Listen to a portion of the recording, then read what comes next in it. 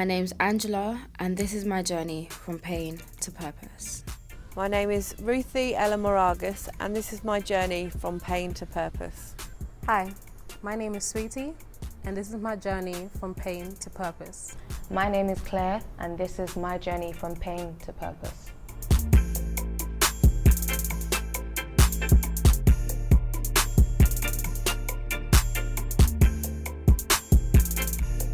I would say my journey started with my background is my family all suffer, well, my mum, dad and brother, they suffer with paranoid schizophrenia. And because of that background and how difficult it was for me to grow up with like both my parents being ill and also my older sibling, it left me very lonely and confused, and I didn't really know who or where to go with my emotions and my feelings.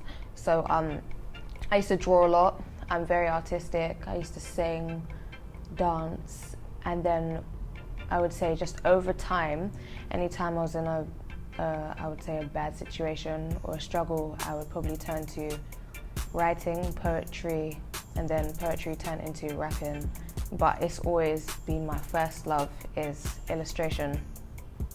So I would say any situation I've gone through, I would always use illustration to express myself, how I feel, watch cartoons, look at the art style, because it was like it's my own reality.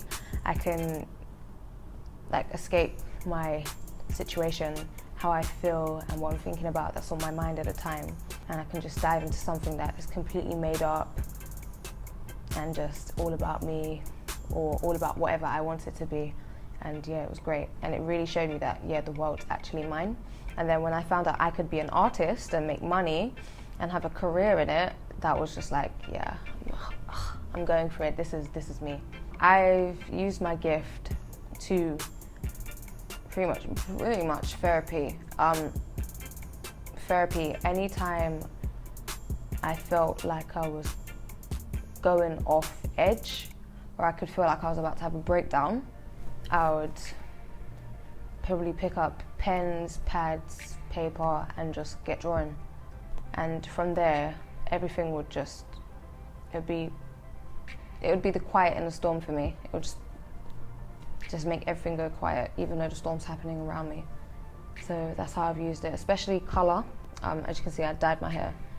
I really like to express myself through colour. Where I struggle with words, I will use my I would say my personal style, and just pretty much even my singing voice, just to push out what I need to get out of me.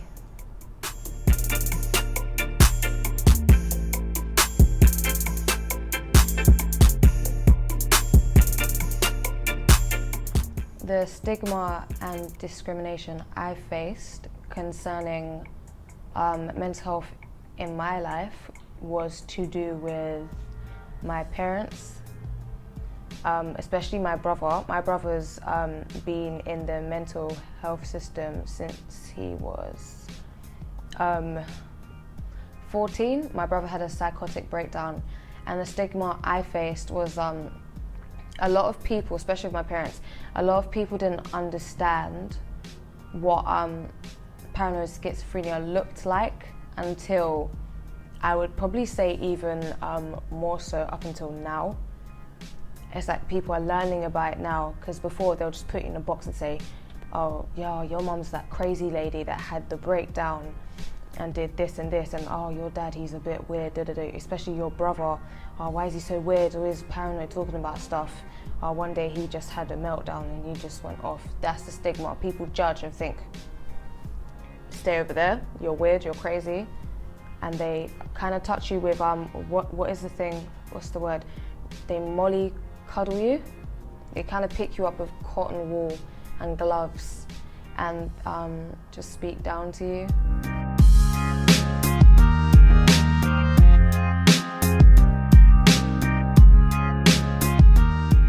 How I dealt with the stigma and discrimination I faced, again, I would literally say just by sitting down, drawing, maybe writing about my emotions, putting it into a song. I would say more or less just putting it into artwork and using colour to express how I was thinking or feeling at the time. And then once I processed my feelings via drawing or songwriting, I would then just analyse myself, and then I'll probably, if I could at the time, talk to my parents, and then I'll just like write it down in a book, and just a lot of the time I'll use it to just recline in myself, think, calm down, and then make up my decision on what should I do next and what would be my priority to deal with next emotionally. My advice to young people facing challenges with mental health would be that seek help.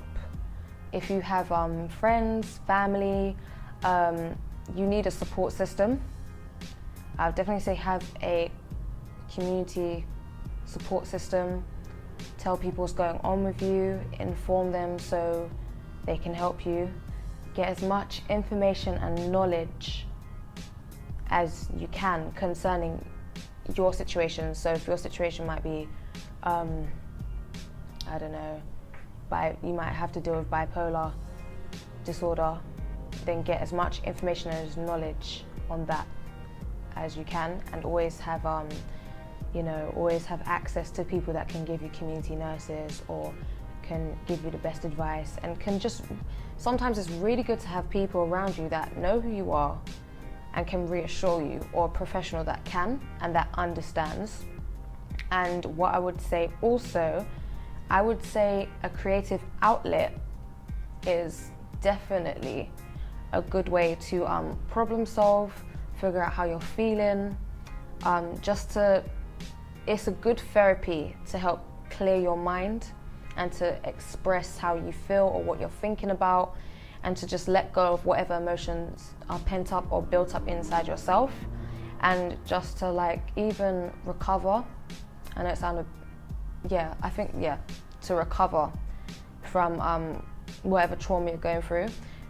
I think I've drawn pictures like 7 years ago, and only now I understand what I was drawing then, and I'm 22, so that was like quite a long time ago. And now I can look back and say, oh, when I was drawing this picture, oh my gosh, I was going through this, and this is the time and the date on it. And I know how I was thinking and feeling at this time, and now I know I was dealing with this.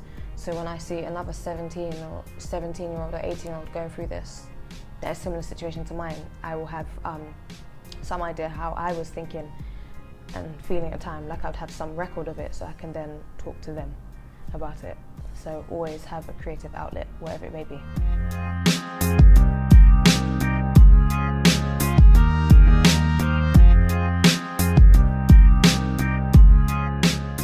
My name is Claire, and this is my journey from pain to purpose.